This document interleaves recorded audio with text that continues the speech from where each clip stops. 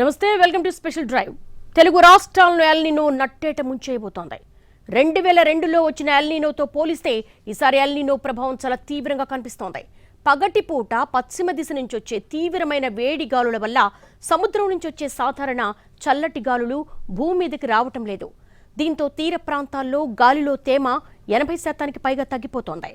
ఫలితంగా విపరీతమైన ఉక్కపోత పరిస్థితులు నెలకొంటున్నాయి. సాధారణంగా వేసవి సీజన్లో బంగాళాఖాతంలో అల్పపీడనం, ద్రోణి, ఉపరితల ఆవర్తనాలు ఏర్పడతాయి. వాటి వల్ల వేసవి ప్రభావం కొద్దిగా తగ్గుతుంది. కానీ ఈసారి అలాంటివేమీ లేకపోవడం, ఒక అల్పపీడనం ఏర్పడినా అది బంగ్లాదేశ్ వైపు వెళుతూ సముద్రంలోని చల్లటి గాలుల్ని తీసుకుపోయింది.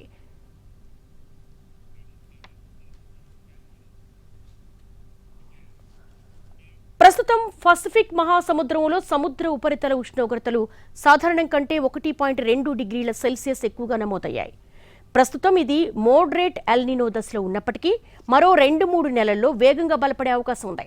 సాధారణంగా 0.5 డిగ్రీలు దాటితే ఎల్నినోగా, 1.5 డిగ్రీలు దాటితే స్ట్రాంగ్ ఎల్నినోగా, 2 డిగ్రీలు దాటితే వెరీ స్ట్రాంగ్ ఎల్నినోగా పరిగణిస్తారు. ప్రస్తుతం ఉన్న వేడి ధోరణి కొనసాగితే అక్టోబర్, డిసెంబర్ నాటికి ఇది వెరీ స్ట్రాంగ్ ఎల్నినో స్థాయికి చేరే అవకాశం ఉంది. ఈసారి ఎల్నినో ఇంత వేగంగా బలపడటానికి పలు కారణాలున్నాయని శాస్త్రవేత్తలు చెబుతున్నారు. తూర్పు పసిఫిక్లో సముద్ర గర్భంలో వేడి పెరగడం, గ్లోబల్ వార్మింగ్ కారణంగా సముద్రాల్లో ఉష్ణ శక్తి అధికంగా నిల్వ కావడం, ట్రేడ్ విండ్లు బలహీనపడటం వంటి అంశాలు కలిసి ఈసారి ఎల్నినోను అసాధారణంగా బలపరుస్తున్నాయని ఆయన వివరించారు. ఇదే పరిస్థితి కొనసాగితే తొలి ప్రభావం భారత్లోని నైరుతి రుతుపవనాలపైనే పడే అవకాశం ఉందని, 76 ఏళ్ల రికార్డులు బద్దలు కావచ్చని నిపుణులు హెచ్చరిస్తున్నారు. నైరుతి రుతుపవనాలు కొంచెం లేటైనా తెలుగు రాష్ట్రాలతో పాటు దేశమంతా విస్తరించాయి. కానీ పరిస్థితులు మాత్రం చాలా భిన్నంగా ఉన్నాయి.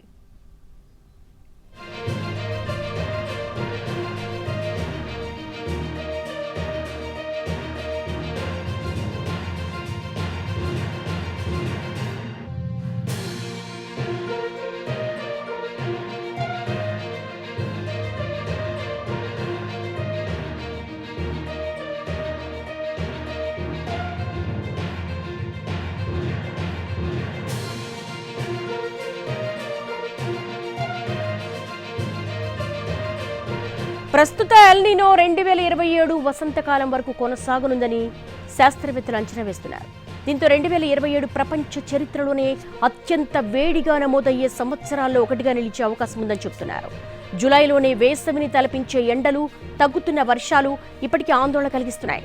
ఇలాంటి పరిస్థితుల్లో ఎల్నినో మరింత బలపడితే రాబోయే నెలలు వ్యవసాయం, నీటి వనరులు, ఆహార భద్రత, ప్రజల దైనందిన జీవితంపై తీవ్ర ప్రభావం చూపనుంది. వ్యవసాయం పడకేయడంతో దేశంలో ఎటు చూసినా కారు చీకట్లు అలుముకున్నాయి. ఎక్కడో ఒక్కసారైనా కాంతిరేఖ కనిపించకుండా పోతుందా అని ఎదురు చూస్తున్న సామాన్యులకు నిరాశ ఎదురవుతోంది.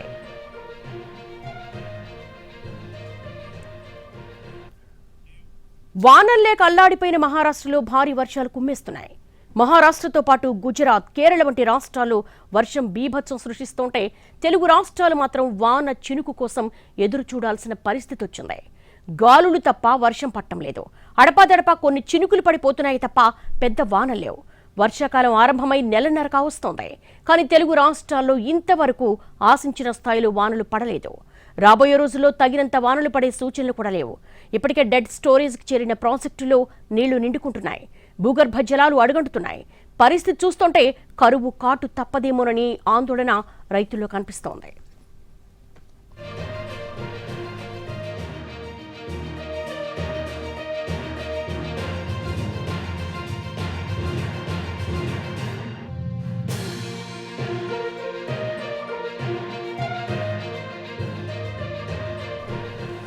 ఎల్నినో ఎఫెక్ట్తో దేశవ్యాప్తంగా ఆహార సమస్య వచ్చే అవకాశాలు పుష్కలంగా కనిపిస్తున్నాయి. అయితే కొన్నేళ్లుగా ఇబ్బడి ముబ్బడిగా దిగుబడి వచ్చిన ఆహార ధాన్యాలు ఇప్పుడు ఆదుకుంటాయని ఆశలున్నా అవి ప్రస్తుత అవసరాలకు సరిపోవనే వాదన కూడా లేకపోలేదు. పైగా ఇటీవల యుద్ధాల కారణంగా కొన్ని దేశాల్లో ఆహార సంక్షోభం రావడంతో మనం ఆయా దేశాలకు ఆహార ధాన్యాలు సరఫరా చేశాం. దీంతో ఈ ఏడాది దేశంలో ద్రవ్యోల్బణం బాగా పెరగడం ఖాయమన్న అంచనాలున్నాయి.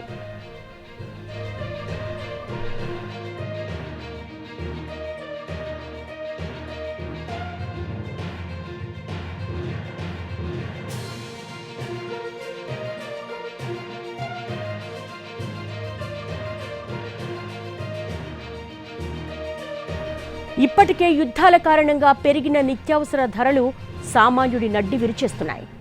ఇప్పుడు ఎల్ నీనో ప్రభావంతో మరింతగా ఇబ్బందులు పడే అవకాశాలు కనిపిస్తున్నాయి.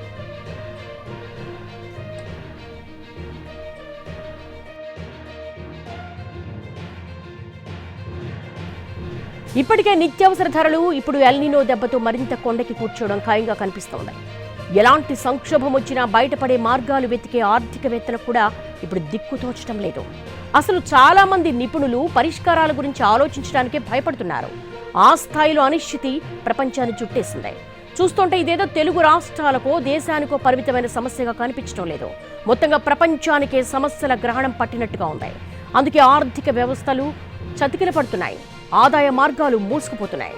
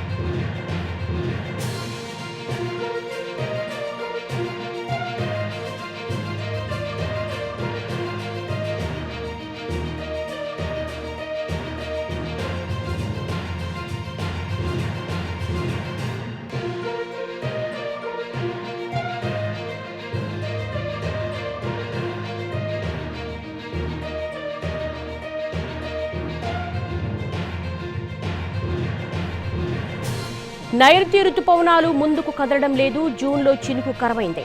జూలైలో 2 వారాలు గడుస్తున్నా వణుడు కరించడం లేదు.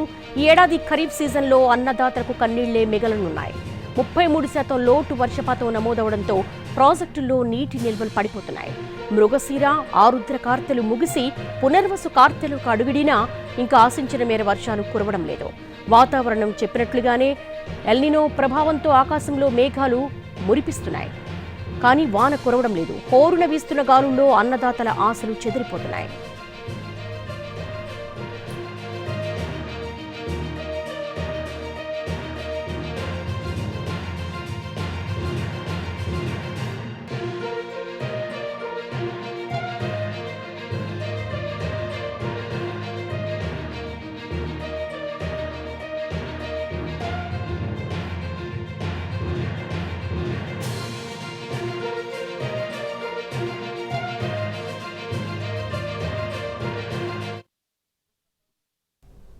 తెలుగు రాష్ట్రాలు కరువు కోరల్లో చిక్కుకోబోతున్నాయా? వర్షాలు మొహం చాటేశాయా? గుక్కెడి నీటి కోసం కూడా ఇబ్బంది పడే పరిస్థితులు వస్తున్నాయా? భూగర్భ జలాలు అడుగంటాయా? ఏంటి ఎల్ నీనో? ఎల్ నీనో ప్రభావంతో దేశవ్యాప్తంగా ఎలాంటి పరిస్థితులు ఉత్పన్నం కాబోతున్నాయి? ముఖ్యంగా వ్యవసాయ ఆధారిత భారతదేశంలో ఎటువంటి సమస్యలు ఎదుర్కోబోతున్నాం? ఇలాంటి అనేక అంశాల మీద ఎన్టీవీ స్పెషల్ డిస్కషన్ కండక్ట్ చేసింది. మనతో పాటు జాయిన్ అవుతున్నారు అమర్నాథ్ రెడ్డి గారు. నమస్తే అండి. Environmental expert. అలాగే రఘునందన్ గారు, ప్లానెటరీ సొసైటీ ఆఫ్ ఇండియా. నమస్తే అండి, welcome to our studio. Hello. అలాగే మనకు న్యూస్ రూమ్లో సిద్ధంగా ఉన్నారు డాక్టర్ నడింపల్లి రాఘవేంద్ర రాజు గారు, IMD scientist. Welcome to our studio అండి. అలాగే కేఎస్ఆర్ మూర్తి గారు, senior scientist, national institute of oceanography నుంచి విశాఖపట్నం నుంచి మనతో పాటు జూమ్లో జాయిన్ అవుతున్నారు. నమస్తే అండి మూర్తి గారు. ఫస్ట్లీ మూర్తి గారు, మీతోనే నేను స్టార్ట్ చేయబోతున్నాను. ఏంటి అసలు సముద్రంలో ఏం జరగబోతోంది? పసిఫిక్ మహాసముద్రంలో ఎల్ నీనో ఏర్పడింది, దీనివల్ల వర్షాలు కురవు అంటున్నారు. ఏంటి అసలు ఏంటి ఎల్ నీనో? ఇది ఎల్లినో అనేది సాధారణంగా 2, 3, 5 ఏళ్ల ఫ్రీక్వెన్సీలో తరచు రిపీట్ అవుతూ ఉంటుందండి. 1997లో ఒకసారి వచ్చింది, అంతకుముందు ఒకసారి వచ్చింది, 2015లో ఒకసారి వచ్చింది, మళ్ళీ ఇప్పుడు వచ్చింది. ఇది అంటే ఒక ఖచ్చితమైన ఇన్ని సంవత్సరాల తర్వాత వస్తుందని కాదు, కానీ రఫ్గా చెప్పుకోవాలంటే 3-4 సంవత్సరాల గ్యాప్లో వచ్చినప్పుడు ఏమిటవుతుందంటే పసిఫిక్ మహాసముద్రంలో ఉపరితల ఉష్ణోగ్రతలు బాగా పెరుగుతాయి. దీనికి కారణం ఏంటంటే అక్కడ ట్రేడ్ విండ్స్ అని ఉన్నాయండి.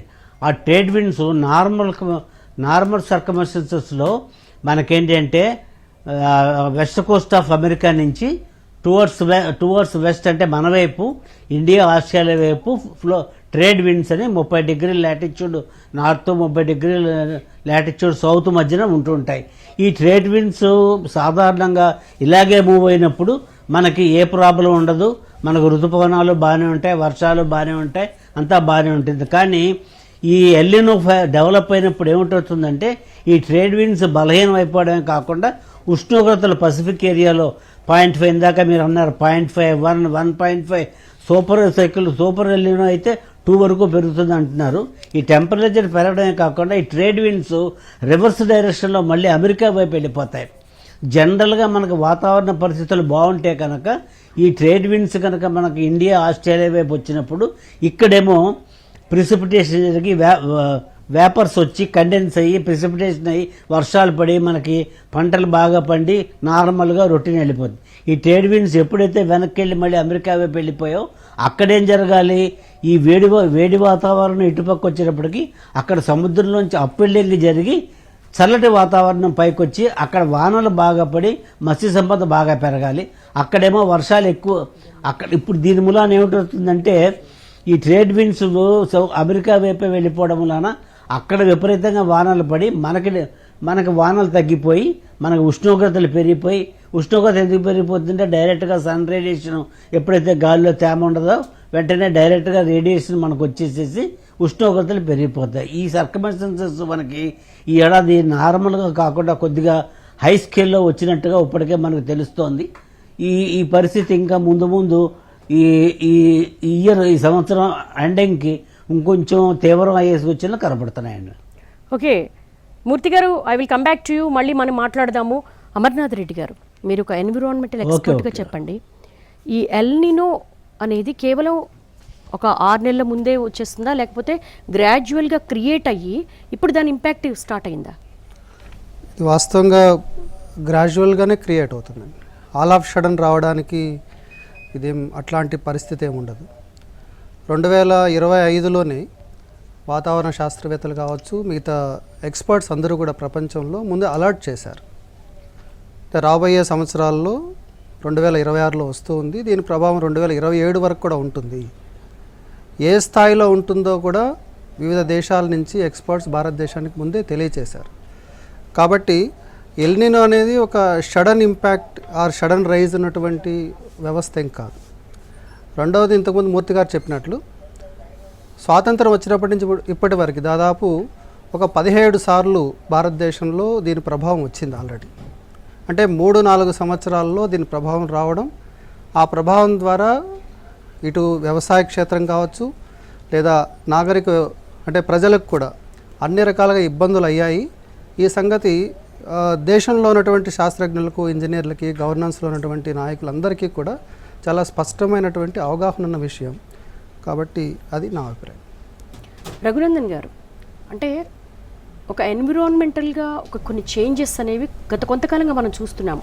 అంటే చాలా గాలిలో తేమ తగ్గిపోవడం, విపరీతమైన ఉక్కపోత రావడము, హీట్ వేవ్స్ రావడము, అంటే దీనంతటికీ కారణం ఏమన్నా ఖగోళపరంగా ఏమన్నా ఉన్నాయా, లేకపోతే ఓన్లీ ఇక్కడ ఉన్నటువంటి ప్రకృతికి సంబంధించిందే అనుకోవచ్చా? అవునండి, అంటే ఖగోళపరంగా చూసినట్లయితే చాలా అంశాలు మనం మాట్లాడవచ్చండి. అయితే నిజం చెప్పాలంటే భూమి మీద జీవం ఏర్పడడానికి కారణమే సమశీతోష్ణ పరిస్థితులు. అంటే భూమి మీద మీరు చూసినట్లయితే సూర్యుడికి మరీ దగ్గరగా లేకపోవడం, మరీ దూరంగా ఉండకపోవడం, ఉండవలసిన ప్లేస్లో ఉండి ఇక్కడ టెంపరేచర్ సరి ఉండడం వల్లనే ఫస్ట్ ఆఫ్ ఆల్ జీవం ఏర్పడింది. అయితే ఇప్పుడు జరుగుతున్న సమస్య ఏంటంటే, ఇందాక మూర్తి సార్ చెప్పారు ఎలా మార్పులు వస్తూ ఉన్నాయి. యాక్చువల్గా ఒక 2 గంటల్లో చెప్పాల్సిన విషయం అంతా సార్ ఒక 5 మినిట్స్లోనే మొత్తం అంతా చెప్పారు. అయితే అది జనాలకు అర్థం కాకపోవడమే ఇక్కడ వస్తున్న సమస్య అండి. సో సమశీతోష్ణ పరిస్థితులు, ప్రాపర్ కండిషన్స్ ఇవన్నీ నేచర్ మనకి ఇచ్చి ఉన్నది. కానీ ఏమైందంటే ఇందులో హ్యూమన్ బీయింగ్స్ మనము చేస్తున్న కార్యకలాపాల వల్ల ఏమైపోయిందంటే మార్పులు వస్తూ ఉన్నాయి. ఇంకా సూటిగా చెప్తే ఇప్పుడు ఎల్నినో గురించి మనం మాట్లాడుతున్నాడు. సూటిగా ఎందుకు వస్తుంది అని చెప్తే నా విద్యార్థులకు మేము చెప్పేది ఏమిటంటేనండి, ఇప్పుడు ఇది బేసికల్గా ఇది సముద్రంతో ముడిపడి ఉన్నదన్నమాట. అంటే ఇంకా చెప్పాలి అంటే సముద్రంలో ఉన్న వాటర్ ఒక టెంపరేచర్, దానివల్లనే మనకి ఈ సమస్య వస్తుంది. దీనికన్నా ముందు మనం ఏం చేద్దాం, కొద్దిగా ఒక 2-3 సంవత్సరాలు వెనక్కి వెళ్దాం. మనం ఏం చూసాము, విశాఖపట్నంలో హుదూద్ తుఫాన్ చూసాం, దాని తర్వాత ఇంకో తుఫాన్ చూసాం. రకరకాల తుఫాన్ల సంఖ్య పెరిగిపోయింది. ఒకప్పుడు మనకి చలికాలం, ఎండాకాలం ఇలా మాన్సూన్ అనుకున్న తర్వాత సైక్లోన్ కాలం కూడా మొదలైందండి. గత 5-10 సంవత్సరాలు చూస్తే విపరీతంగా తుఫాన్లు వస్తూ ఉన్నాయి, చేస్తూ ఉన్నాయి. ఎందుకు వస్తున్నాయి ఈ తుఫాన్లు అని చూస్తే ఎందుకు ఎల్నినో వస్తుందని కూడా తెలుసుకోవచ్చు మనం. తుఫాన్లు ఎందుకు వస్తున్నాయి, ఎందుకు ఇట్లా ఏర్పడుతున్నాయి అంటే తుఫాన్లు ఏర్పడడానికి కావాల్సిన కండిషన్స్ సముద్రంలో ఏర్పడుతున్నాయి. అట్లాంటి అవకాశం మనం ఇస్తున్నాం. అంటే ఈ తుఫాన్లు ఏర్పడాలంటేనండి మీకు ఇప్పుడు ఎందుకు ఏర్పడుతున్నాయంటే సముద్రంలో వాటర్ టెంపరేచర్ కొద్దిగా ఇంక్రీజ్ అయింది అంతే. దానివల్ల పెద్ద పెద్ద తుఫాన్లు వస్తూ ఉన్నాయి మనకి. సరే తుఫాన్లు ఏదో ఇక మనం ఇక మనకు తప్పదులే అని చెప్పి మనం సెప్టెంబర్, ఆగస్టులలో చూస్తూనే ఉన్నాం. ఇంతలోగా ఏమొచ్చిందంటే ఓకే ఇదే సముద్రంలో వాటర్ టెంపరేచర్ మారడం వల్లనే ఇప్పుడు ఎల్నినో ఏర్పడుతున్నది. ఇదనమాట బేసిక్ థింగ్. సో మరి ఏర్పడితే ఏమైనా చేయగలుగుతామంటే వాస్తవానికి నిజంగా మనం చేయగలిగింది ఏమీ లేదు. ఎందుకంటే మీరు చెప్పారు విశ్లేషణలోనే ఇది గ్లోబల్ లెవెల్లో తీసుకోవాల్సిన అంశం. మరి గ్లోబల్ లెవెల్లో ఏమనుకుంటున్నారు అంటే మొత్తం భూమి మీద ఒకవేళ మీరు యావరేజ్ టెంపరేచర్ తీసుకున్నట్లయితే ఇటు సముద్రం కానీ తలం కానీ తీసుకుంటే 15 డిగ్రీ సెల్సియస్ అనేది ఉంటుంది ఒక యావరేజ్. ఇంకా చెప్పాలంటే 1850 నుంచి 1900 సంవత్సరం వరకు ఒక బేస్ లైన్గా తీసుకున్నారనమాట. అంటే బిఫోర్ ఇండస్ట్రియలైజేషన్. సో అక్కడ నుంచి ఏమంటున్నారంటే ఈ 15 డిగ్రీస్ ఏదైతే ఓవరాల్గా యావరేజ్ టెంపరేచర్ ఉందో అందులో కొన్ని డిగ్రీలు మారినా సమస్యలు వస్తాయి. 1.5 టచ్ అయినా సమస్య వస్తుంది. 1.5 15 పోయి 1.5 అయినా కూడా సమస్య వస్తుందిరా బాబు అని చెప్పి ముందుగానే చెప్తానే ఉన్నారు. అయితే అదేం ఇంతకాలం ఏమైందంటే 2023 వరకు కూడా కొన్ని పాయింట్స్ వస్తుంది, వెళ్ళిపోతూ ఉంది. 2024లో హాటెస్ట్ అయిపోయింది. అది 1.5 రీచ్ అయిపోయింది. ఆ 1.5 కూడా ఏంది 20 సంవత్సరాల్లో వస్తుంది జాగ్రత్త పడండి అని చెప్పి యునైటెడ్ నేషన్స్ చెప్పింది. కానీ 2024లోనే 1.5 డిగ్రీస్ గ్లోబల్ లెవెల్లో పెరిగిందండి. గ్లోబల్ లెవెల్లో పెరగడం వల్లనే ఇప్పుడు ఈ సమస్య చూస్తూ ఉన్నాం. అయితే ఎంతైనా మనము సంతోషించాల్సిన విషయం ఏంటంటే ప్రభుత్వం ఇమీడియట్గా మేల్కొన్నది, చర్యలు తీసుకోమని చెప్తా ఉంది, రైతులకు చెప్తా ఉంది. అంటే మనం కూడా ఇవాళ ఈ డిస్కషన్ ద్వారా రైతులకు కానీ అందరి ప్రజలకు చెప్పాల్సిన విషయం ఏంటంటేనండి ఏమాత్రం అధైర్యపడాల్సిన అవసరం లేదండి. ఇది నేచర్లో భాగమే.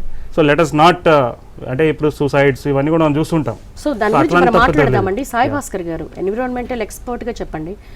మొన్నటి వరకు కూడా అమెరికా ఇరాన్ యుద్ధం గ్లోబల్ ఎకానమీ చాలా షాక్ గురైనటువంటి సందర్భంలో ఎల్నినో మళ్ళీ ఏంటి అసలు యుద్ధానికి ఎల్నినోకి ఏమైనా సంబంధం ఉందా? దానికి దీనికి లేదు. మామూలుగా అయితే యుద్ధంతో వేరే ప్రాబ్లం ఉండే రైతులకు, అది యూరియా విషయం ఫర్ ఎగ్జాంపుల్, ఎరువుల విషయం. అది ఓవరాల్గా మన గవర్నమెంటు కొంచెం ముందు చర్యలు తీసుకొని అట్లీస్ట్ అది లేదు అని అనుకున్నాం. ఇప్పుడు అది కొంచెం దాటినట్టు అయ్యింది. బట్ ఈ యొక్క వల్నరబిలిటీ ఆల్రెడీ రైతు ఐసీయూలో ఉన్నాడు, రైతు గట్టిగా లేడు. అంత డిపెండెన్సీ అంటే ఒక దిక్కు సలైన్ ఎక్కినట్టు.